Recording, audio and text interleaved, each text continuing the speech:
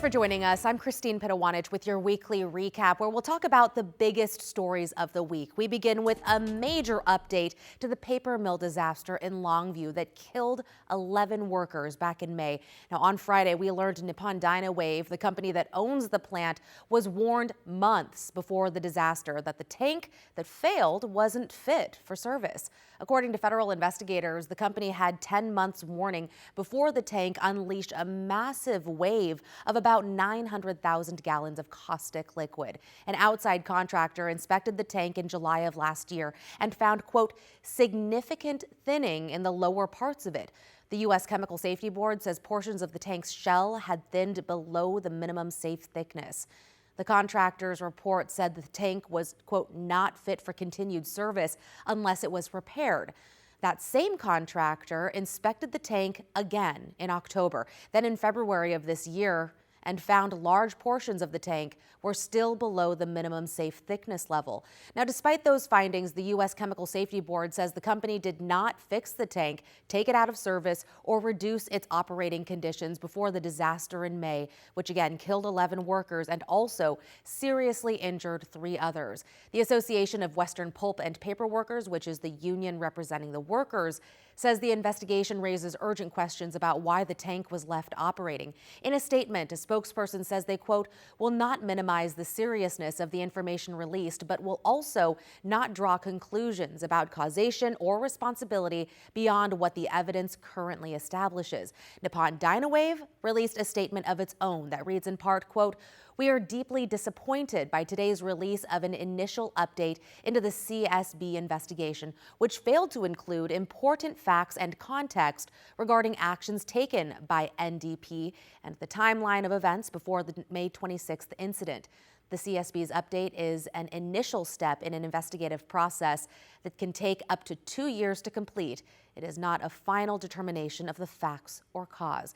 An attorney representing the victims of the explosion says they'll continue to work tirelessly to make sure those responsible are held accountable. The U.S. Chemical Safety and Hazard Investigation Board is still looking into why the tank remained in operation despite those inspection findings. And now to new and disturbing details in a case that left 5 people dead in a mass shooting near Forest Grove. Friends and family are mourning the lives lost over the weekend, which include 3 generations of one family, as well as a best friend and her partner. Authorities say the shooter later died by suicide. But let's talk about the victims first. They include 60-year-old Rowan Kimsey. She inherited the property a few years back and loved being a farm life, caring for animals and her family who joined her there. Catherine Cook spoke with one of her friends who told us she was also an artist whose work and love for others lives on. The way she walked through this world was pure magic. Laura Richards is thinking of her friend, Rowan Kimsey. For 7 years, they shared this salon space in Southeast Portland's Montevilla neighborhood. Laura, a hairstylist, Rowan, a tattoo artist.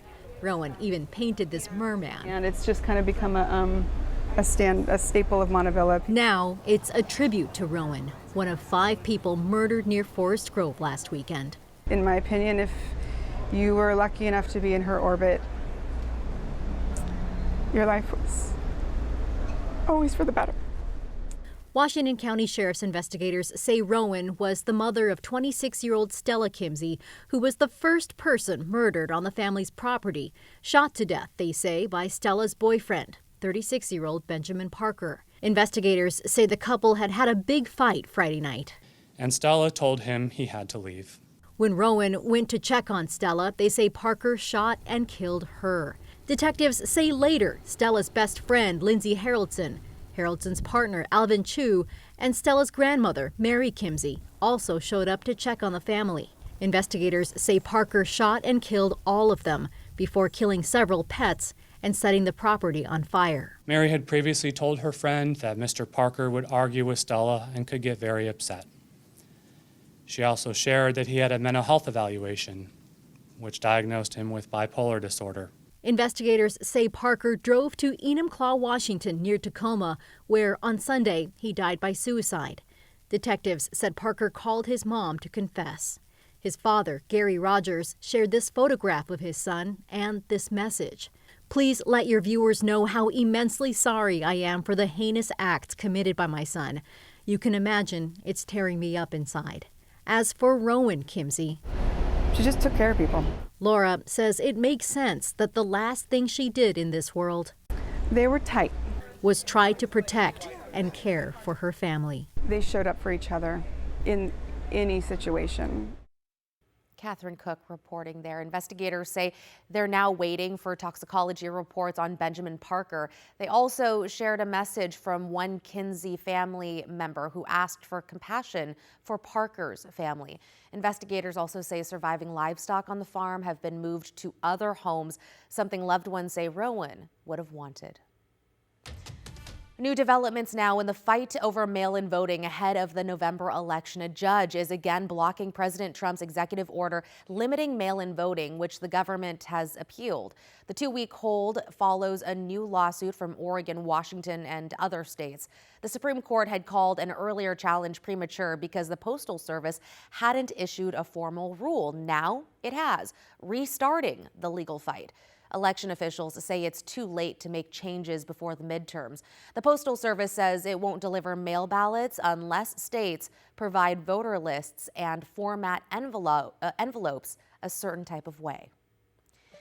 Now to a massive $17 billion settlement in federal court, and one that will likely impact families across the country. That's after dozens of states sued Meta, the parent company of Facebook and Instagram. Meta has agreed to add stronger guardrails and protections for kids and teens on its platforms. The changes they agreed to include 2-hour limits on screen time, silenced notifications during school and overnight hours, plus more power for parents to control what their kids are seeing when they're scrolling. Meta will also have to tighten the content that kids see, including stronger safeguards around bullying, eating disorders, suicide, and self-harm. We see hundreds of kids each year who have been on the receiving end of really serious bullying, and there's a direct contribution or a direct causation to their suicidal ideation. Together, Washington and Oregon could see over $400 million from the settlement. An independent auditor will be watching to see whether the changes are made and if they're working. To Portland now, where a city leader is leaving her job with a nearly $222,000 payout. Deputy City Administrator Priya Dhanapal oversees public works. That includes PBOT, Parks and Rec, and the Water Bureau. The city has not said why she is leaving, but confirmed her payout is part of what's called a targeted severance agreement. According to the Oregonian, the payment equals about 75% of her annual salary. They say large payouts like this one have become common for departing city leaders. They are often given that type of severance in exchange for their resignation. So that means they're basically being fired or asked to leave, or that they're no longer needed or wanted at the city, and they still end up receiving a pretty generous parting gift. He says 6 or 7 top city leaders have left in the past year, with many receiving 5 or 6-figure payouts. Portland has had a policy allowing these agreements since 2001. The Oregonian says the city argues that these payouts can help protect it from future legal liability. Dhanapal's last day is September 4th. The director of PBOT will temporarily take over her role.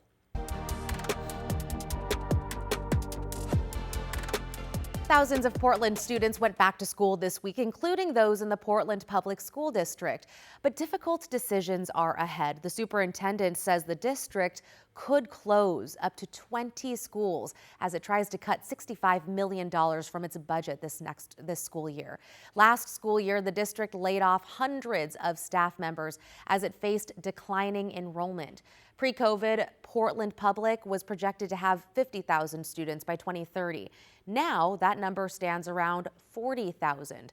The latest projections have enrollment dropping even more by 2040, down to just 36,000 students. But why the drop? Well, John Horvick with DHM Research has a few ideas. People are having fewer children.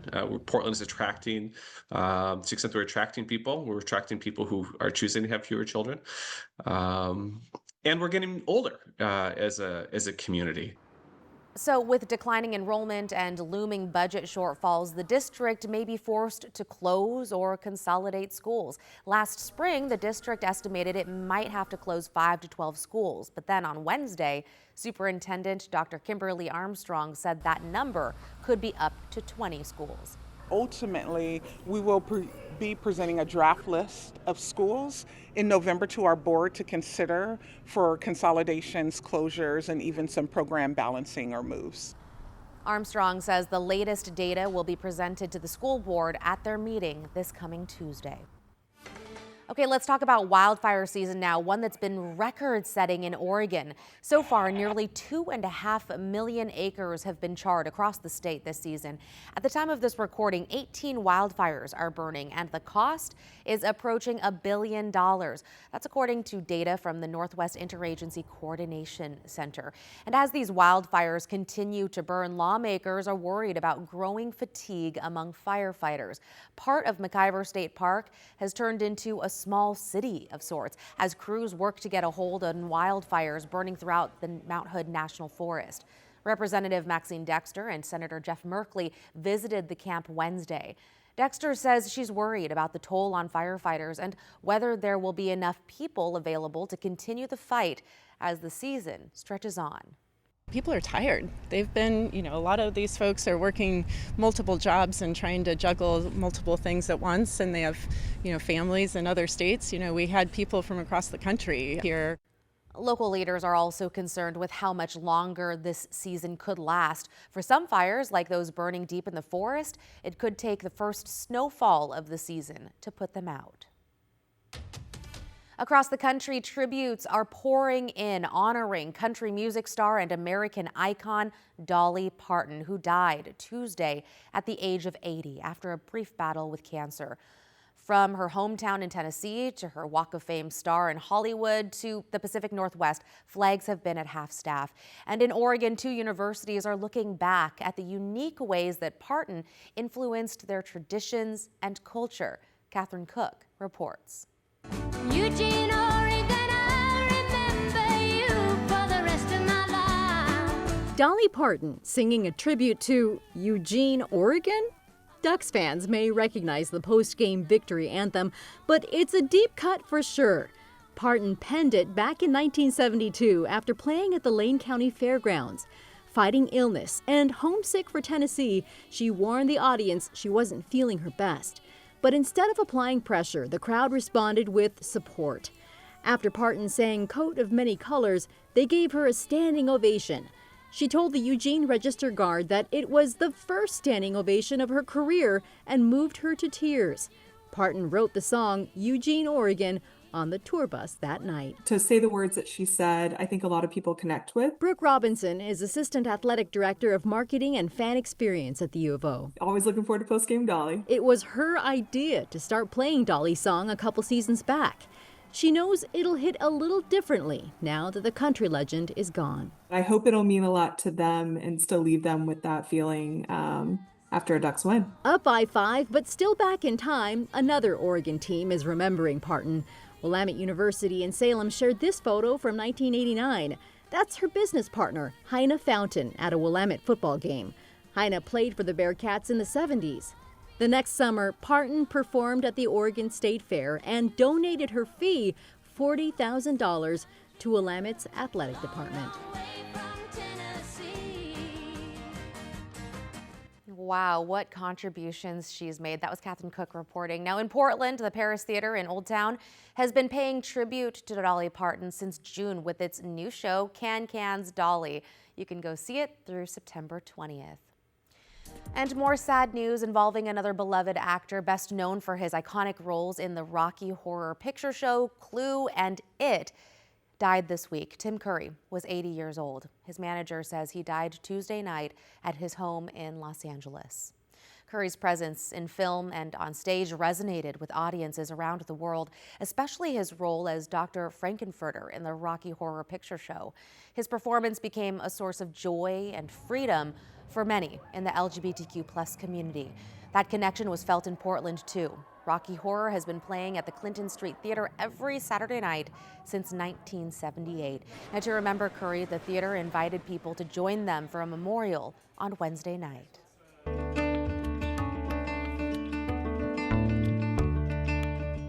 A piece of Northwest history is getting some much needed attention, and the people putting in the work are finding the view is really only part of the payoff. In this week's Let's Get Out There, our John Goodwin takes us to a special place worth saving. It's a trademark of the Cascades, clouds filtering through, hiding what's beyond. You know where to put your things. 19-year-old Evan Wright has made this climb plenty of times. You're kind of surrounded by almost everything nature has to offer up here. This hike is only about 1.5 miles, but it's the 1,300 feet of climbing that makes it a grueling one. The first time I was up here, I was blown away. I mean, I've never seen anything like this. Today, Evan isn't just coming for the view. Okay, another one. He's coming to work. One more. I've hardly used power tools when it comes to carpentry or anything like that, and here I'm gaining experience.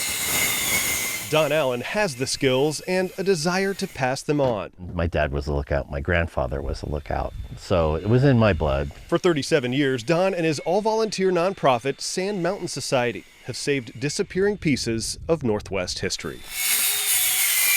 There were so many lookouts at one time in the Pacific Northwest, and now we're down to so few. Their latest project sits just outside Mount Rainier National Park, nearly 5,700 feet up on the edge of a rock.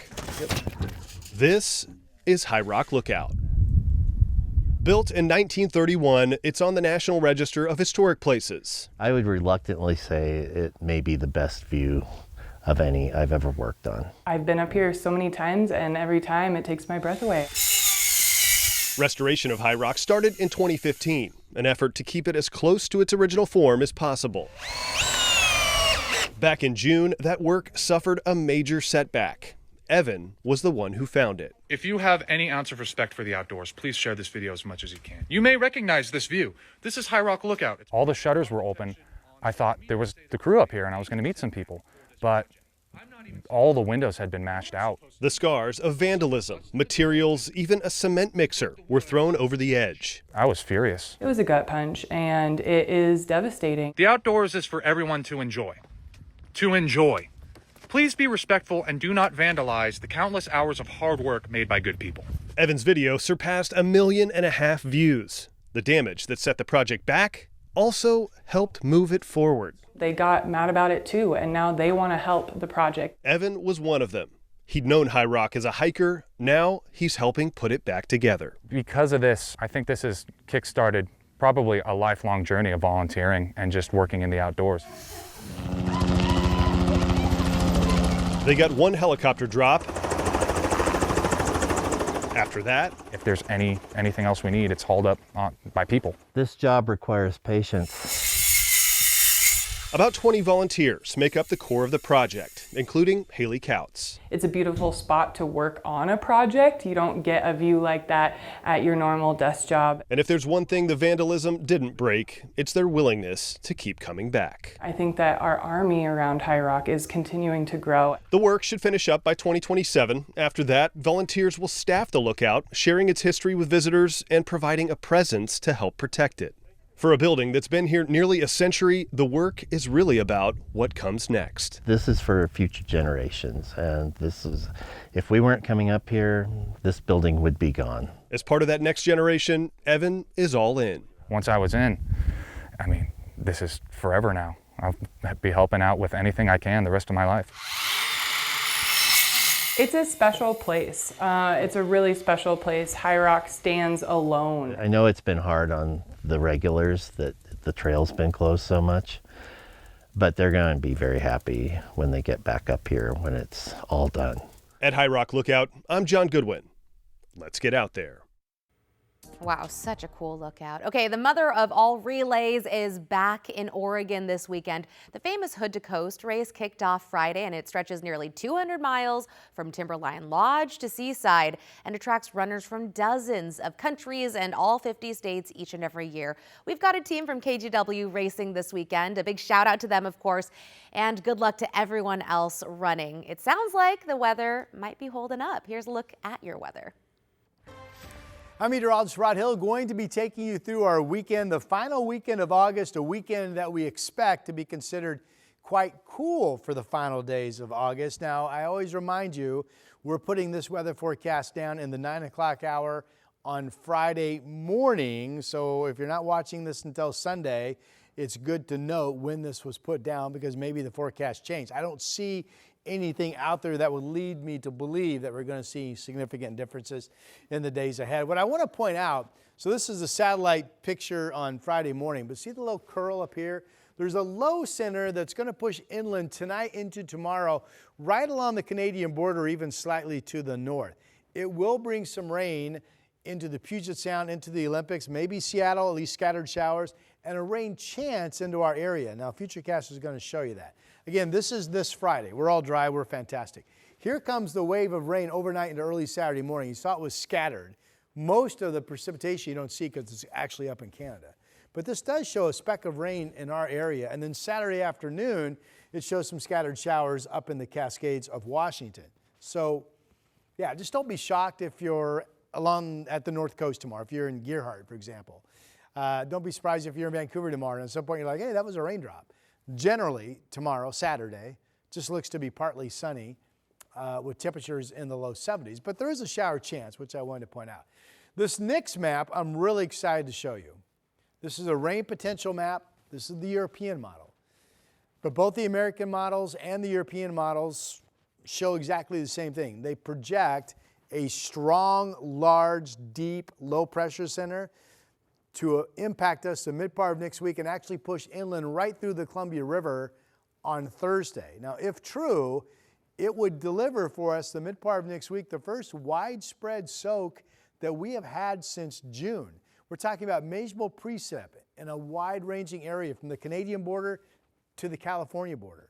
We're showing decent rain amounts all the way in eastern Oregon. This will be big, big news for the crews out battling the wildfires. Now, this may or may not be overdone. It shows over an inch of the coast and shows we could get an inch of rain even in the valley. But even if we could get half of that amount, it would be huge news and, again, be the biggest widespread uniform soak we've had since June. So we're going to be tracking that this weekend and giving you updates as we get into the first days of September. September 1st, of course, is Tuesday. All right, here's the weekend. 73 tomorrow. There's that shower chance, but generally on Saturday, just partly sunny and nice. 76 on Sunday, mostly sunny. 78 on Monday, mostly sunny. Shower chances start to pick up during the day on Tuesday. Then I've got likely showers or rain at times on Wednesday, and we could have periods of steady rain on Thursday. And that's a wrap on your weekly recap. I'm Christine Pitawanich. Remember, you can catch up on the latest headlines anytime at kgw.com, your KGW app, or our YouTube channel.